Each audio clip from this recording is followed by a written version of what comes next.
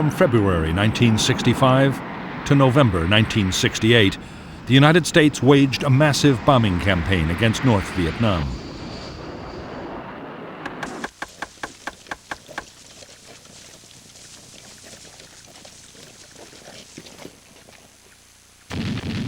Operation Rolling Thunder sent American warplanes against heavily defended targets.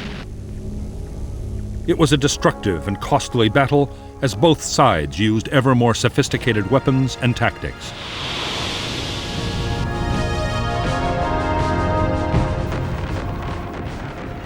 In Rolling Thunder, American aircraft dropped over 650,000 tons of bombs on North Vietnam. There were also massive operations in South Vietnam, supporting American ground troops and against communist supply lines and bases in Laos and Cambodia.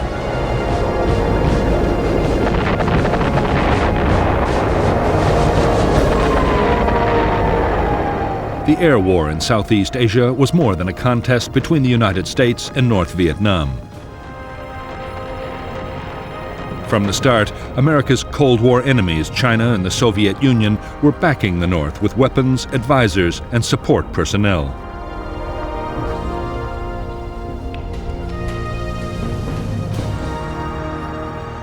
For U.S. leaders, that raised the most difficult question they had ever faced.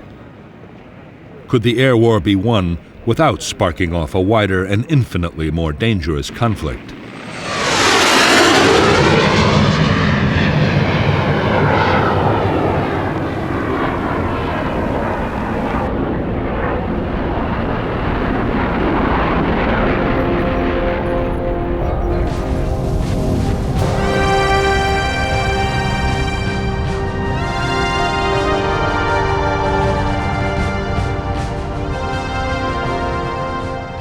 The United States Air Force began its war in Southeast Asia more than 3 years before American combat troops set foot in Vietnam.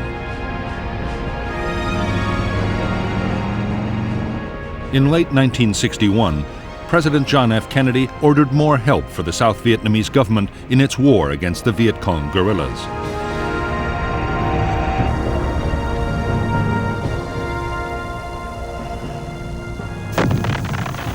U.S. backing included new equipment and more than 3,000 military advisors and support personnel.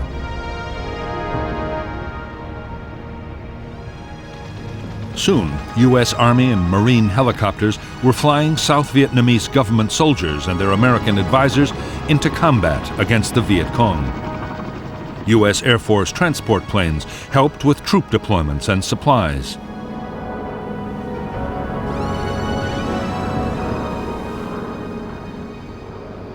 Meanwhile, reconnaissance aircraft searched for guerrilla units, and interceptors defended South Vietnamese airspace against North Vietnamese or even possibly Soviet or Chinese intruders. Amongst the first U.S. Air Force units sent to Vietnam was a small detachment of helicopters disguised in South Vietnamese markings. Under special rules of engagement, codenamed Farmgate, the aircraft were flown by U.S. personnel, but had to have a South Vietnamese Air Force officer on board. Unofficially, they were flying combat missions against the NLF.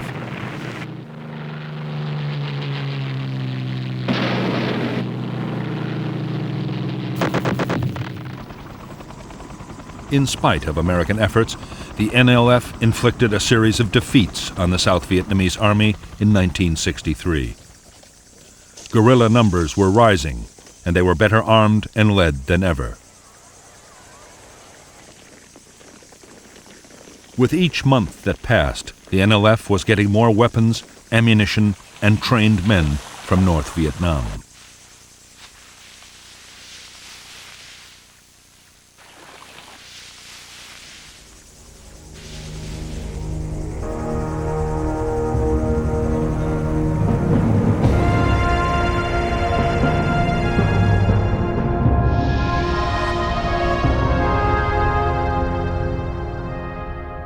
The main supply route from North Vietnam, the Ho Chi Minh Trail, ran inside Laos and Cambodia to the NLF's base areas in the south.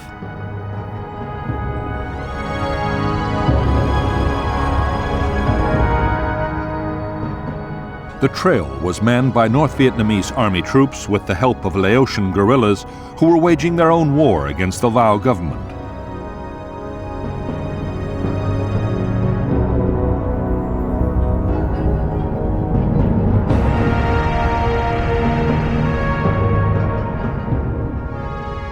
The NLF guerrillas were concentrated in the Mekong Delta, around Saigon, and in the central and northern parts of Vietnam.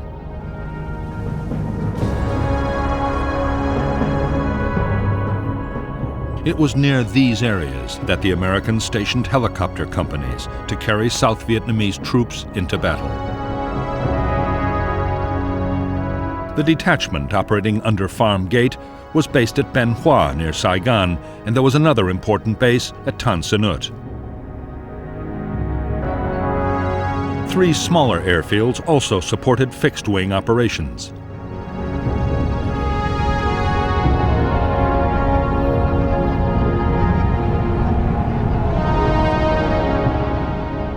By the end of 1963, Farm Gate pilots, soon known as Air Commandos, were flying more than 80 missions a week.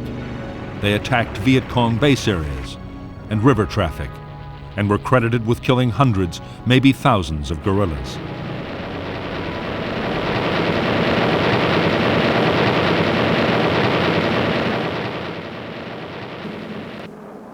Operation Ranch Hand flights, spraying a deadly herbicide to destroy jungle cover, were also flown under Farm Gate rules.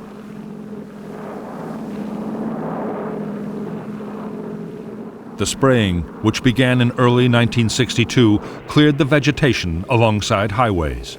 Viet Cong ambushes would then be far easier to spot.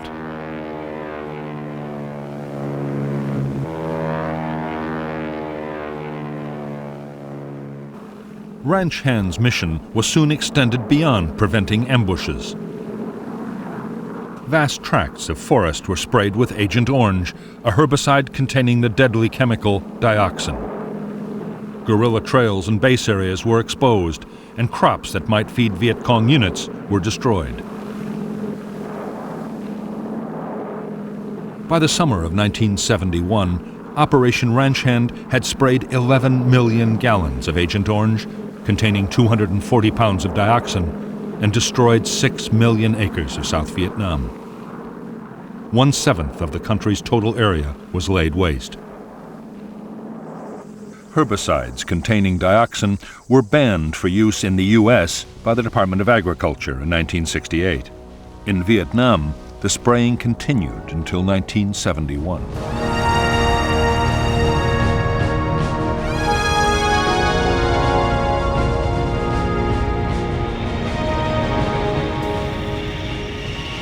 Between April and June 1964, American air power in Southeast Asia was massively reinforced.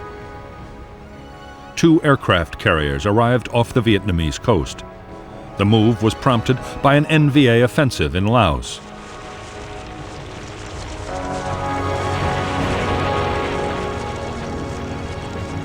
To help Laotian government forces, U.S. aircraft mounted a big reconnaissance effort, codenamed Operation Yankee Team.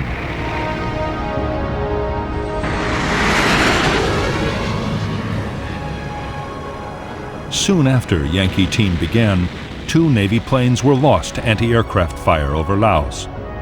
The Air Force retaliated by hitting the enemy gun positions in the first jet bombing raids in Southeast Asia.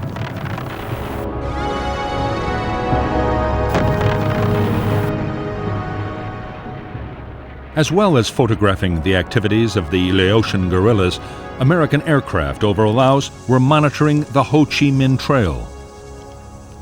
It was clear that North Vietnam was sending more men and supplies to the southern guerrillas than ever before.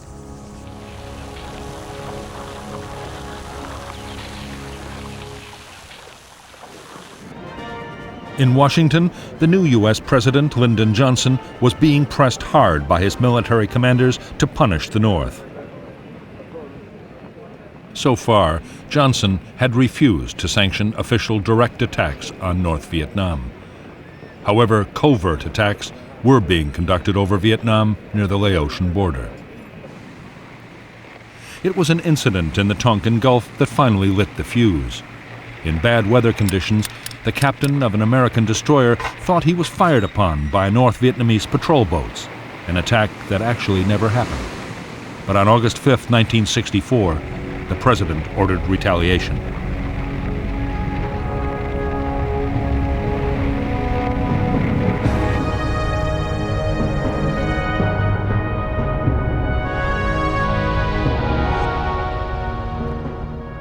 Operation Pierce Arrow was launched by the carriers Ticonderoga and Constellation. Aircraft from Constellation bombed North Vietnamese naval facilities at Hon Gai and Loc Chau, with the loss of 2 American aircraft. Fuel storage tanks and a patrol boat base at Vinh and another base at Quang Cay were attacked by aircraft from Ticonderoga. Later, a follow-up strike completed the devastation at Vinh.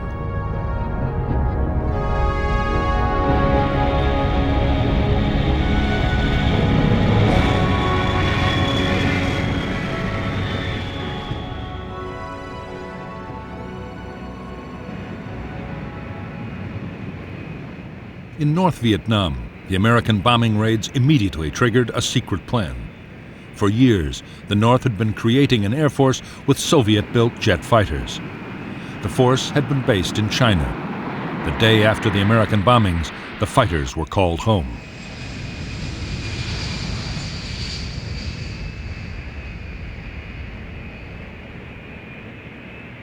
Even as the North Vietnamese fighters began to patrol out of their new base, the Americans rushed their own reinforcements to the region.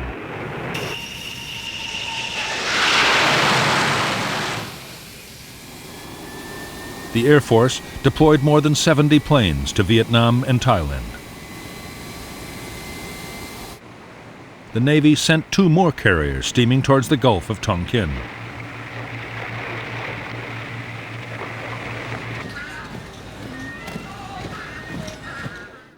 As tension in Southeast Asia rose sharply, U.S. intelligence learned of an ominous development. In October 1964, China, Vietnam's neighbor and ally, successfully tested an atomic bomb.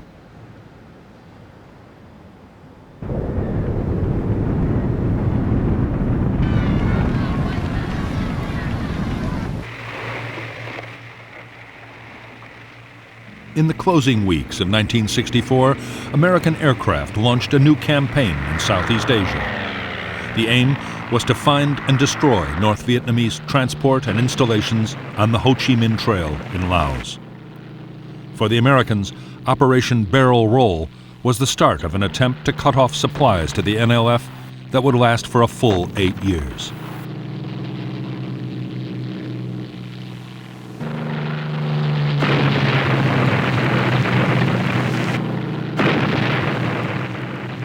By February 8, 1965, NLF guerrillas in South Vietnam had launched a series of attacks on U.S. installations and personnel. The United States was determined to hold North Vietnam responsible.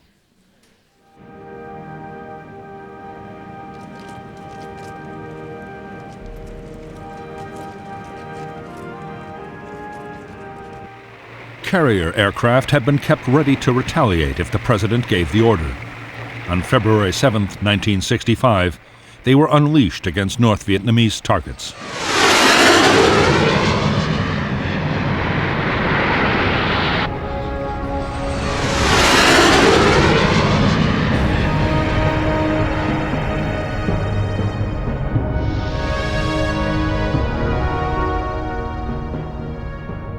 Operation Flaming Dart was launched from the carriers Ranger, Hancock, and Coral Sea, and from airfields in South Vietnam by both U.S. and South Vietnamese planes.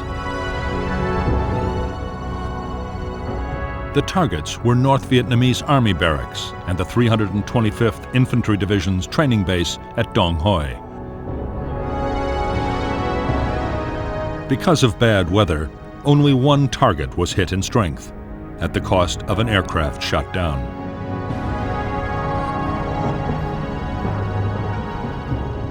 In the next 5 days, more retaliation raids again hit Army barracks. 3 American aircraft were lost.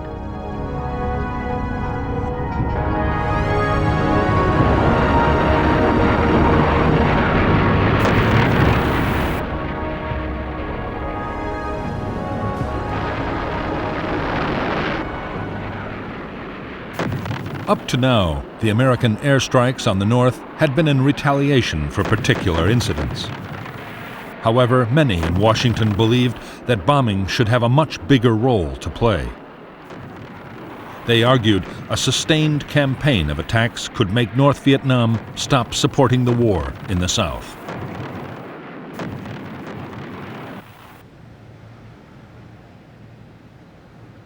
Military planners had long ago been given permission to prepare a major bombing offensive. It was codenamed Operation Rolling Thunder. On February 13, 1965, the White House gave the go-ahead. 2 weeks later, on March 2nd, after a series of delays, the Americans launched the first raid of the new campaign. The initial plan was to launch 2 or 3 strikes every week. But by March 19th, with Rolling Thunder 7, the airstrikes became a sustained and regular effort.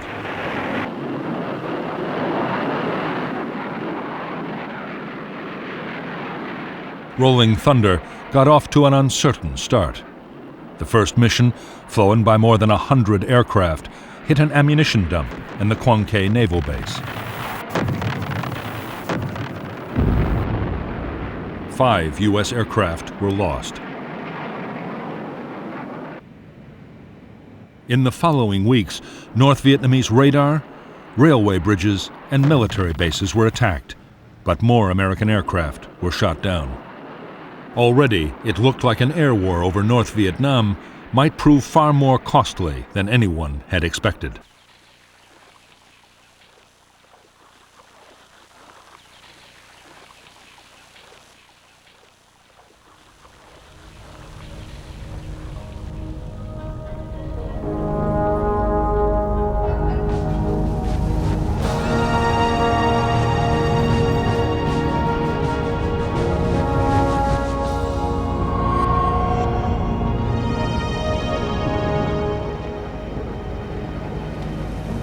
The American President Lyndon Johnson doubted that bombing North Vietnam would be enough to save the South. By now, he was resigned to using American troops to fight the guerrillas. The first combat units had already landed. Johnson's biggest worry, shared by his Defense Secretary Robert McNamara, was that bombing North Vietnam might spark off a much bigger war.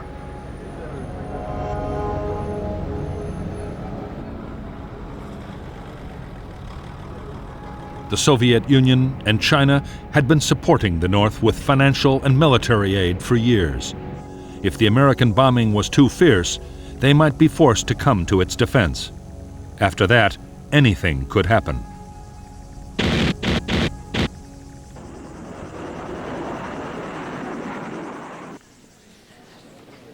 Johnson's fears that the war in Vietnam could spiral out of control were not shared by his military leaders.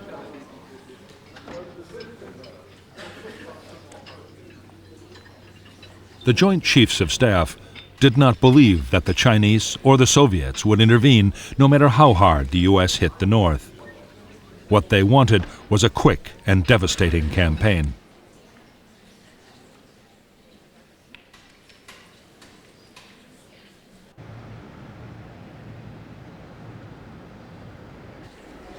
Whatever the doubts of his military leaders, Johnson was sure that massive bombing of North Vietnam would draw in the Chinese. The only course the president could see was to keep strict control of the offensive himself. Each week, the list of targets to be struck would have to be approved by him at the White House.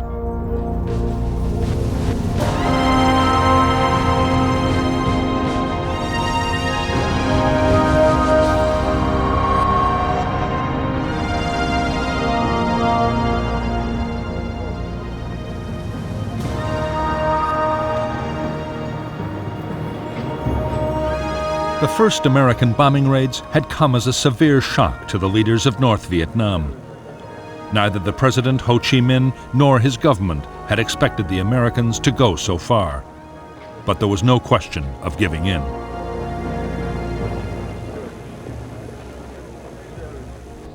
On April 8, 1965, Premier Pham Van Dong replied to a peace overture from the American president with his own list of uncompromising demands.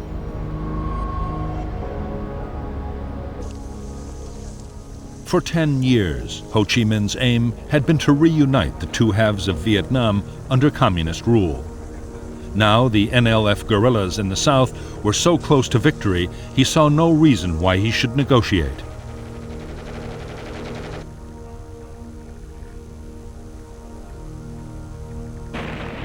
The problem was, if the North were bombed into oblivion or invaded by American and South Vietnamese forces, all would be lost.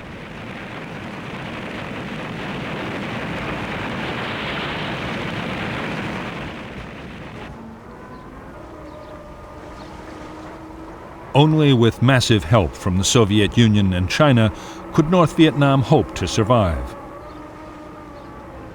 The two superpowers had already given nearly $1 billion worth of aid over 10 years, but Ho was appealing urgently for more. Ho meant to play on the bitter rivalry between the two powers to get all the help he could.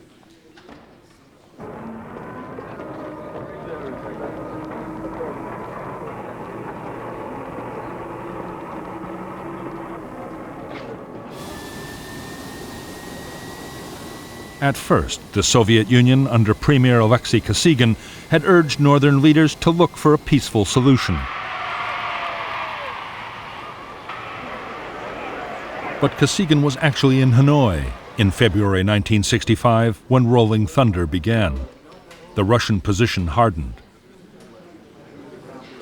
The Soviets now promised sophisticated radar, air defense missiles, and more jet fighters.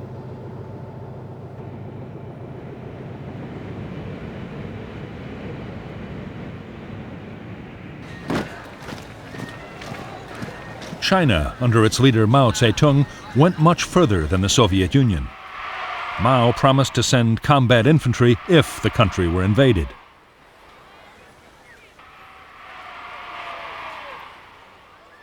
Meantime, to help the North defend itself against the bombing, he promised anti-aircraft units.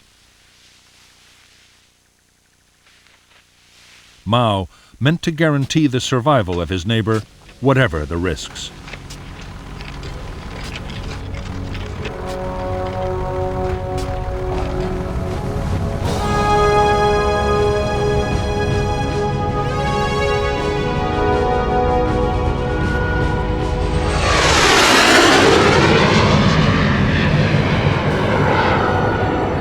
From the start, the American bombing offensive against North Vietnam was meant to meet a whole range of different objectives. The military chiefs, including Admiral Sharp, the commander of U.S. Pacific Forces, wanted to wreck the North's capacity to make war.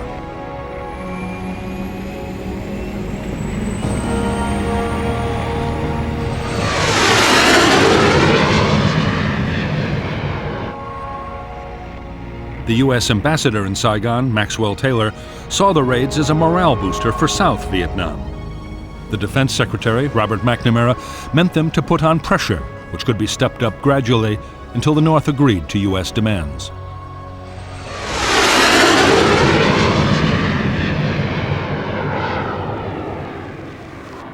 The first targets of the Rolling Thunder campaign had been chosen mainly for their political and psychological impact. However, to justify the mounting toll of lost pilots and aircraft, McNamara now wanted more concrete results. He argued that the campaign against North Vietnam should be much more closely linked to the war in the South.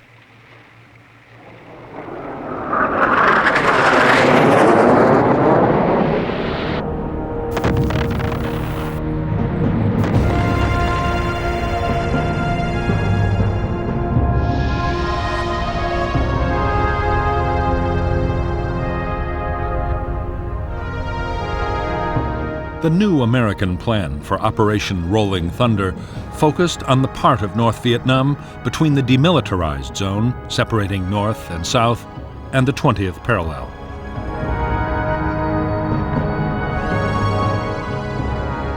Inside this area, railway lines, bridges, and a vital rail yard at Vinh were all used to send supplies and reinforcements to guerrilla units in the south. These lines of communication were to be cut in a 3-week campaign which would steadily move north. Armed reconnaissance would then destroy the transport trapped by the broken bridges and rail lines.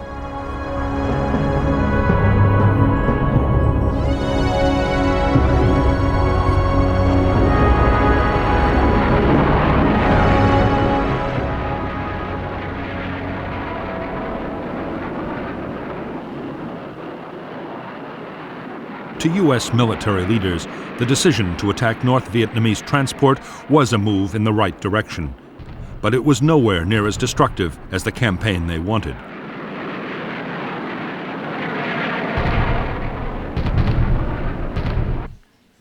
The Joint Chiefs still argued for an all-out offensive to destroy North Vietnam's military centers, air defenses, power stations, and ports.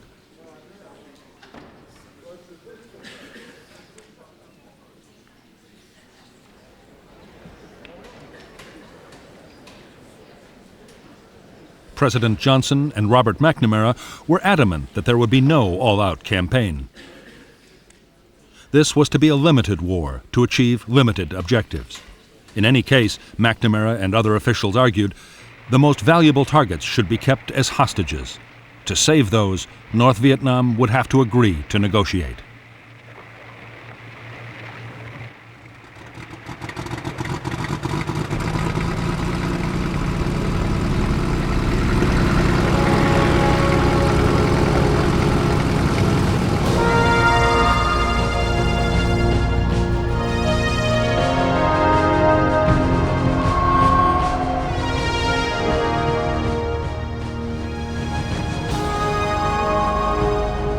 When the Rolling Thunder campaign had begun, North Vietnam's leaders had feared that in a very short time their country could be bombed into rubble.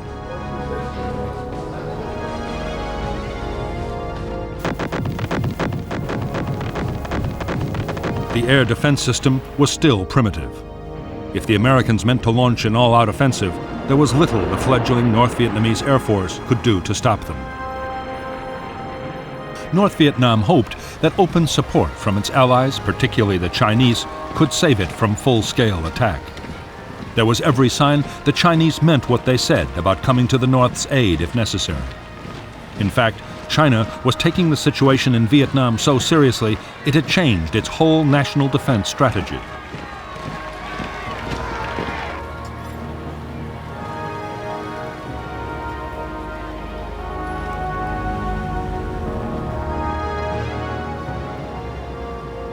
Mao Zedong had long recognized that by helping North Vietnam, he was risking a direct clash with the United States. He was determined to prepare. Mao ordered a massive defense program to ensure China could withstand even a nuclear attack by the United States. He called it the Third Front, and by March 1965, it was already well underway.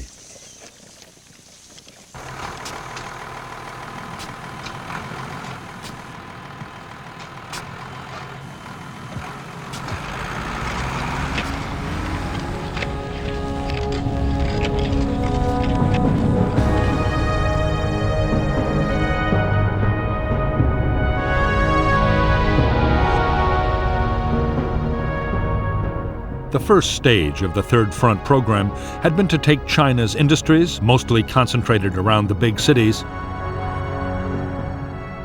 and split them in two.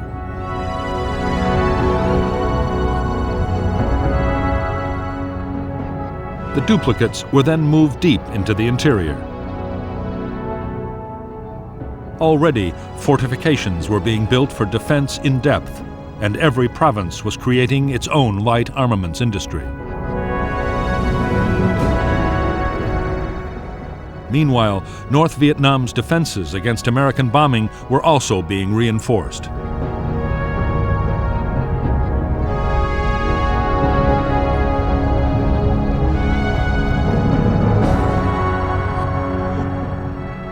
China had already moved 4 full air divisions and an anti-aircraft division to its border with Vietnam. It built airfields close to the frontier as sanctuary and repair facilities for North Vietnam's jet fighters. Inside Vietnam, new airfields would be built and old ones repaired.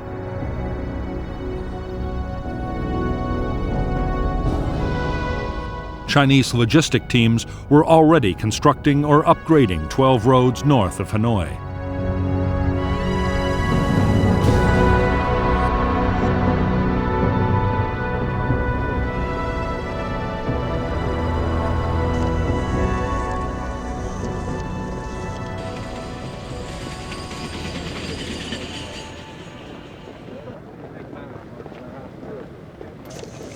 In North Vietnam, full-scale mobilization was being carried out at a frantic pace. Many believed that an invasion might follow the air assault. 1 million people were organized into repair and construction teams. In a massive program, they dug thousands of miles of trenches and millions of single-person air raid shelters. Soon, in Hanoi, there would be a shelter on average every 20 feet.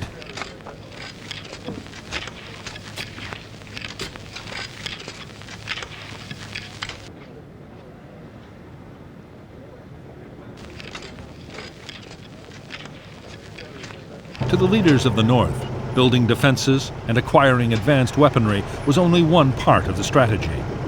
There was also the political battle.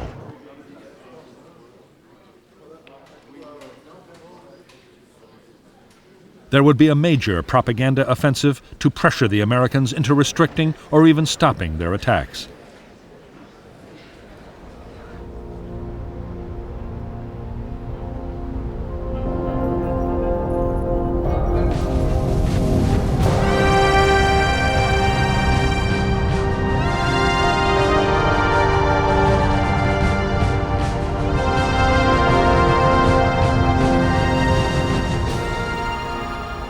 For more than 20 years, American military planning had given the highest priority to strategic bombers.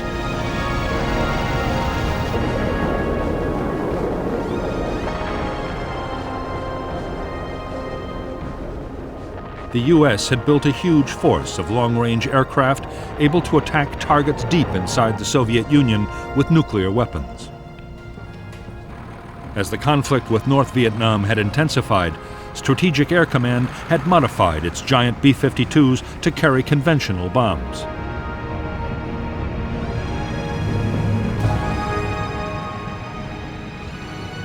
Although the B-52s had been stationed ready to attack North Vietnam, in the end they had been kept out of Rolling Thunder.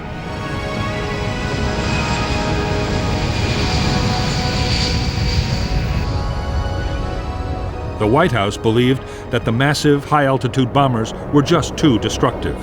They could be seen as a massive escalation of the war.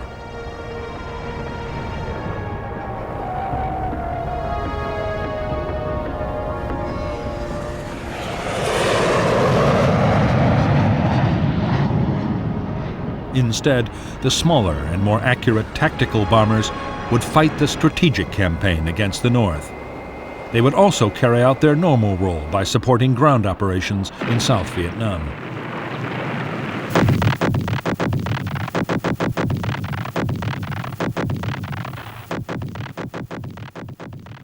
While the Air Force and Marine aircraft would fly most missions inside South Vietnam, a large part of the strikes against the North would be mounted by the Navy.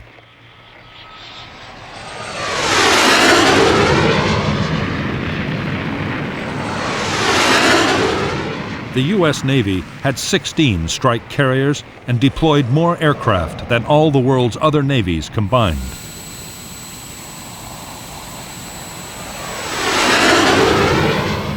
By the end of 1965, 10 different carriers would have taken part in Rolling Thunder operations over North Vietnam.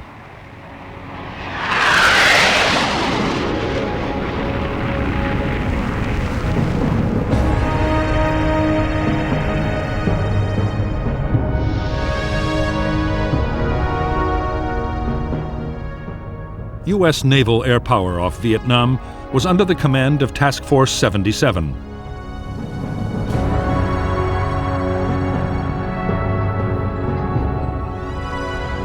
Its carriers would operate from two areas, codenamed Yankee and Dixie stations. Aircraft from Yankee Station would attack targets in North Vietnam and Laos, while planes from Dixie would fly over South Vietnam.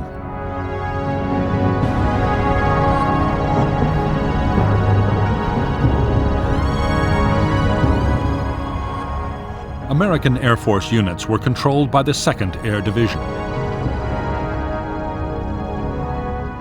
In 1965, the division operated from 2 main airfields in Vietnam and 5 in Thailand. The 1st Marine Air Wing would deploy fighter aircraft at another 2 airfields in northern South Vietnam, while B-52 wings of Strategic Air Command operated from Guam in the Pacific and later from Thailand, with refueling tankers from Okinawa.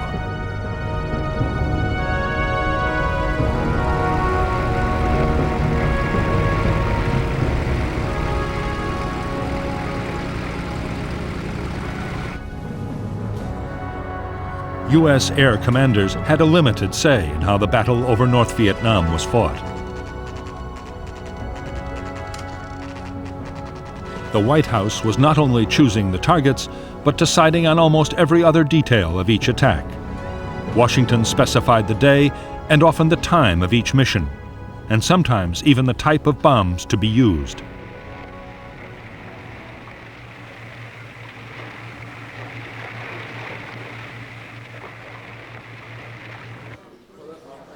From the approved list, American pilots were given a target and 1 or 2 alternatives. Only those targets could be attacked.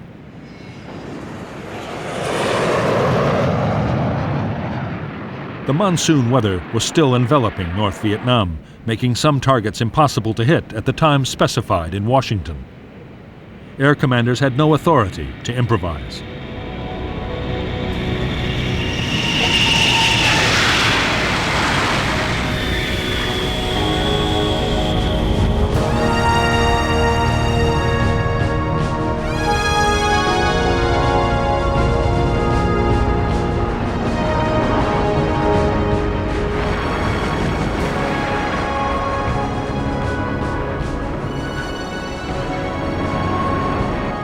The main burden of the U.S. Air Force's war against North Vietnam would fall on a single aircraft type.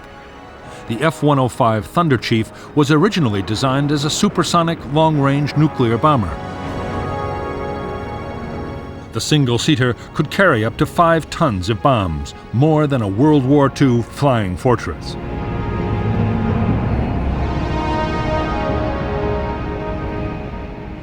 As a fighter escort and for light attack, the Air Force had the F-100 Super Sabre. The F-100 could carry almost 4 tons of bombs. It was also armed with air-to-air missiles and 4 20mm cannon.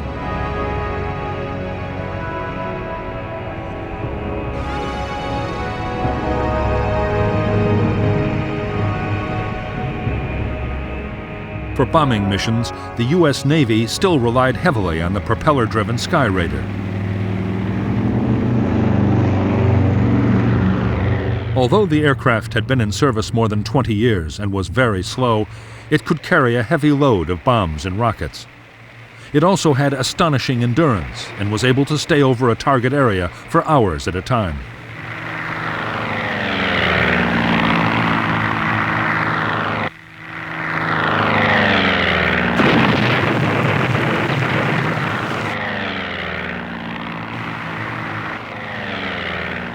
As Rolling Thunder developed, the Sky Raider would be gradually replaced in the Navy's attack squadrons by the A-4 Skyhawk. The Skyhawk could carry 4 tons of bombs, but it was a slow aircraft, able to reach only 670 miles per hour. Skyhawk raids were usually escorted by Crusader fighters, armed with both cannon and air-to-air missiles.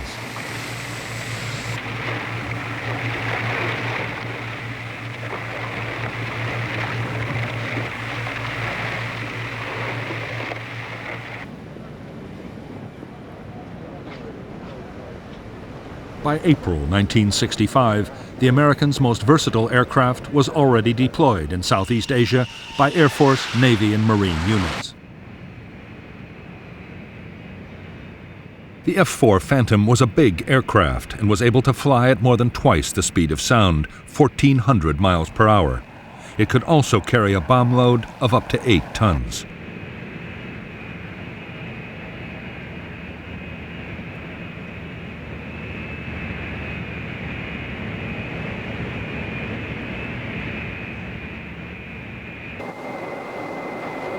As Phantom units took on a bigger role in the war against North Vietnam, one unforeseen shortcoming would soon emerge. The F-4 had been designed to depend for self-defense on its missiles. It had never been fitted with cannon for close-range air combat.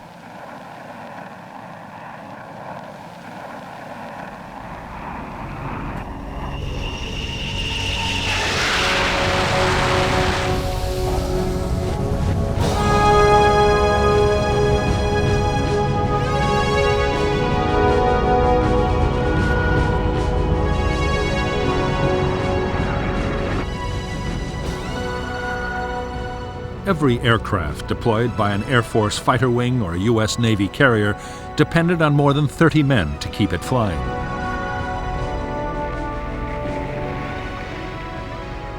A carrier had a crew of around 4,000 crammed into the ship alongside planes, bombs, and stores. Because the carrier was operating 24 hours a day, the men worked in shifts up to 16 hours long.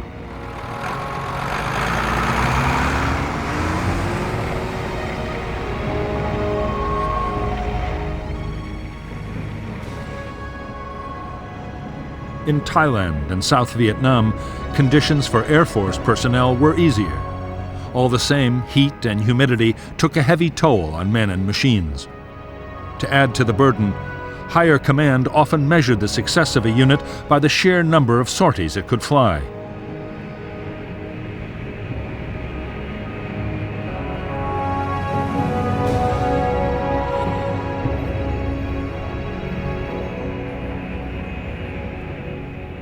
Whether Navy or Air Force, morale was high amongst the air crew who were going into combat over North Vietnam. Aircraft and pilots had been lost, and the enemy's air defenses were still being developed.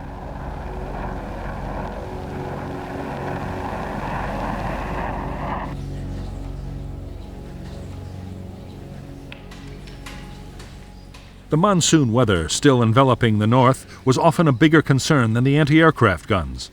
So, too, were the strict rules of engagement that pilots had to memorize.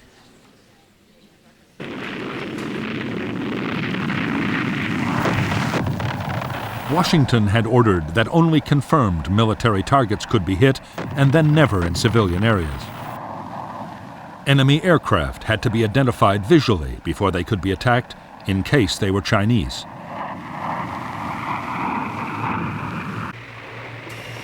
And there was a host of other restrictions. Such rules had never been part of the training of U.S. pilots. But crew were left in no doubt that infringements would lead to serious disciplinary action.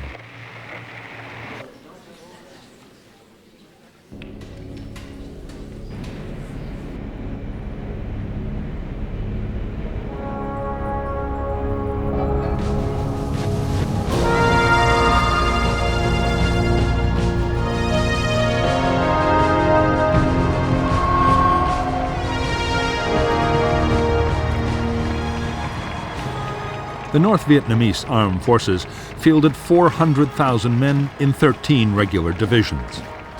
All divisions had their own anti-aircraft guns.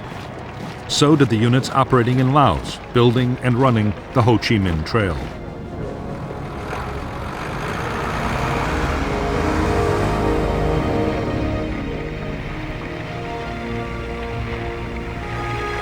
The Navy played a role in air defense too. Its fleet of East German gunboats was stationed on the sea and river approaches to important targets.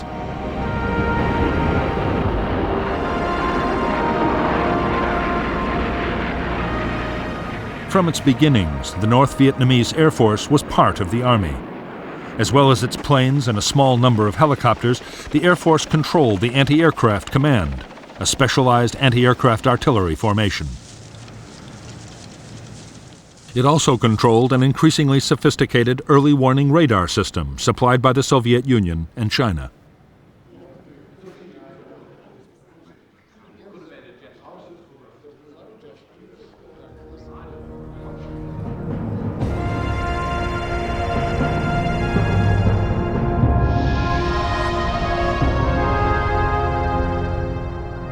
North Vietnam's only fighter wing, the 921st, was based at Noi Bai Airfield, 40 kilometers from Hanoi. A second wing, the 923rd, was planned for the airfield being built at Kep.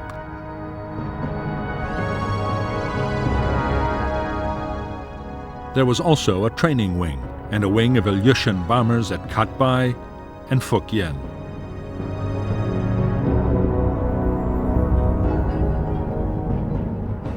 The anti-aircraft gun batteries of the Air Defense Force were organized into 4 brigades, concentrated around areas of strategic importance. The main road and rail junctions, the industrial centers around Hanoi and Haiphong, and the main supply routes to Laos and the south were most heavily defended.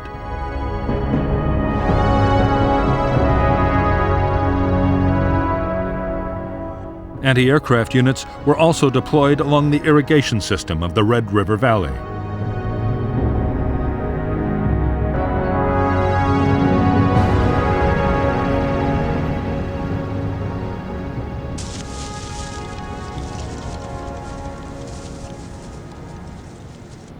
Although North Vietnam's air defenses were still weak, they would soon become amongst the most formidable ever assembled anywhere. The plan was to coordinate the efforts of radar sites and observation posts, anti-aircraft guns, and the fighter interceptors. The planes would try to ambush the enemy, and if they couldn't shoot him down, at least force him to fly through heavy ground fire.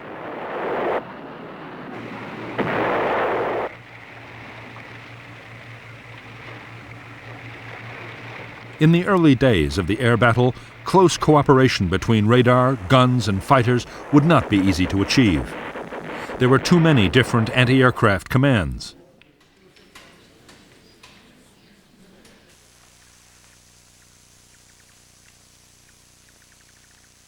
Soon, as Soviet-built anti-aircraft missiles became operational, another ingredient would be added to the already complex system.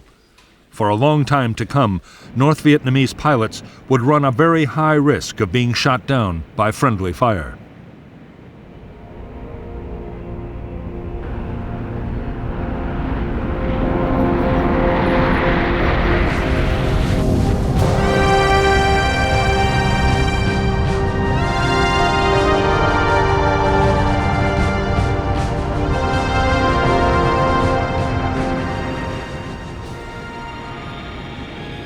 The mainstay of the North Vietnamese Air Force was the MiG-17 jet fighter. It was an aging design, a top speed of only 710 miles an hour, and it was later replaced by the incomparable MiG-21. Yet the MiG-17 was still a formidable interceptor.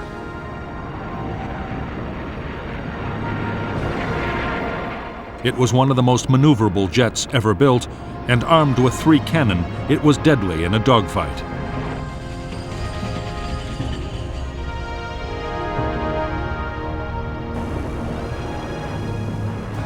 By now, the Air Defense Force had a large number of Soviet and Chinese anti-aircraft guns. At the start of the battle, they were still simple types with optical sights. The 23 and the 37mm twins could fire 100 rounds a minute from each barrel, but could only reach targets up to 10,000 feet.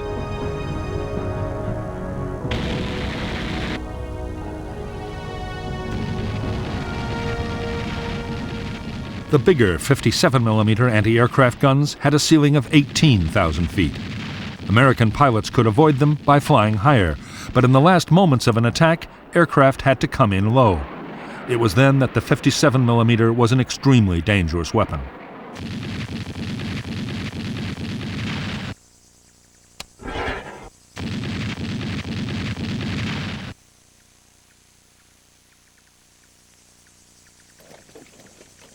The North Vietnamese regional militia now had 500,000 members and was equipped with large numbers of light machine guns. Against low-flying planes, they could be highly effective.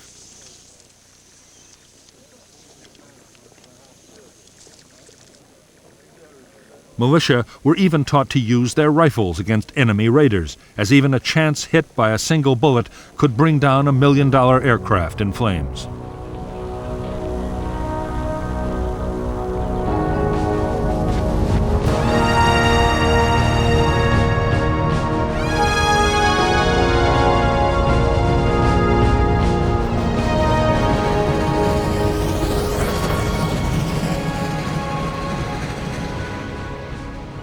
The advanced weaponry supplied by the Soviet Union and China depended completely on skilled personnel to operate and maintain it.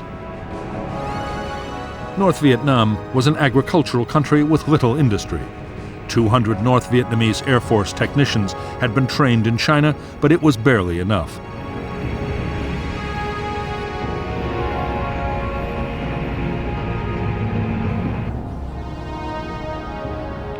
There was also a shortage of skilled radar operators.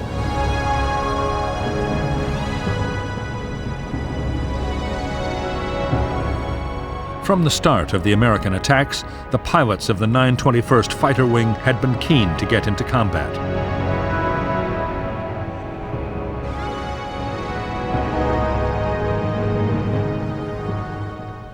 They had been training at a furious pace. Gunnery was given the highest priority. Pilots practice opening fire at ranges down to 150 meters to get a kill on the first pass.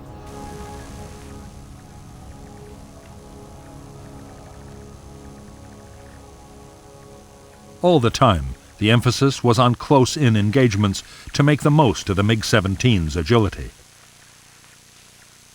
At the same time, the Air Force was training the next batch of pilots as fast as it possibly could.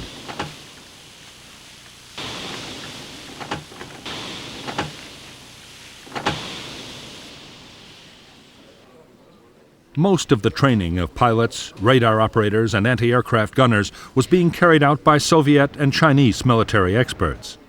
Many had already taken part in combat operations, actually directing the defense. At a higher level, behind the scenes, there were Soviet and Chinese staff officers working to improve the performance of every branch of the North Vietnamese armed forces.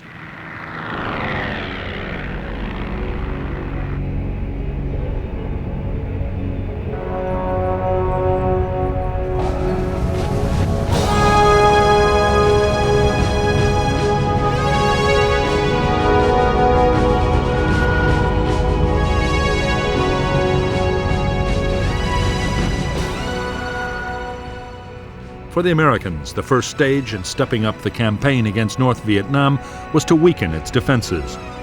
In the last week of March 1965, U.S. attack planes from the carriers Hancock and Coral Sea hit key North Vietnamese radar sites.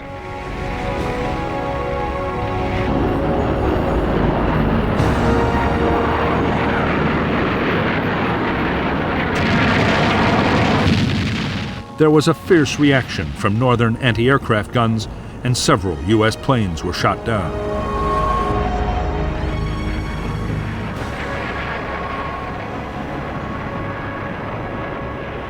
As the Rolling Thunder campaign built up, the attacks did boost the confidence of the South Vietnamese government.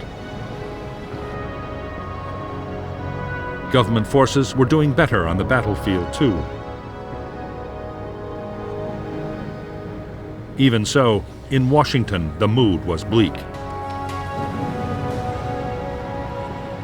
On March 29, 1965, NLF guerrillas launched a daring bomb attack on the American embassy in Saigon. 2 Americans and 20 South Vietnamese were killed.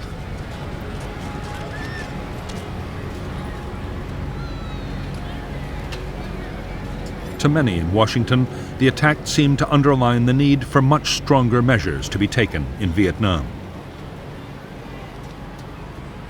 By now, President Johnson himself was pushing for vigorous action. He gave permission for the Marines already in Vietnam to be used in combat operations. Few doubted that more troop deployments would follow.